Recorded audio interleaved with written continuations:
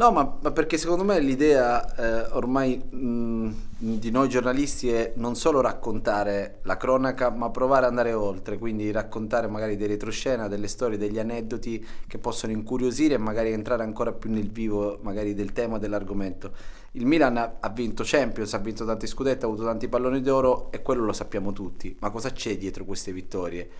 Tanti milioni di euro, tanti miliardi, e quello lo sappiamo tutti, ma c'è dietro un mondo anche bello romantico che sto vivendo, che sto continuando a raccontare in questi anni, che è il mondo di Milanello, che è un centro sportivo in provincia di Varese, Carnago, Solbiate Arno. Ogni giorno tutti i giocatori, io ormai da 8-9 anni vado in quella direzione. Ed è un bel mondo dove si ribaltano tutti i ruoli, dove i palloni d'oro diventano ragazzini, i ragazzini diventano campioni, dove il magazziniere e il medico conta quanto un pallone d'oro, dove un cuoco è fondamentale nella crescita psicologica e non solo anche fisica di un giocatore. E ci sono tante storie relative a Zlatan Ibrahimovic, passando per Rino Gattuso, Vincenzo Montella e Mihailovic, Capello e Sacchi, scaramanzie, storie di maghi, storie di liti, storie ovviamente che riguardano 59 anni, come sono il numero, come è il numero dei capitoli di questo particolare libro che è stato pubblicato a marzo e ancora tutto sommato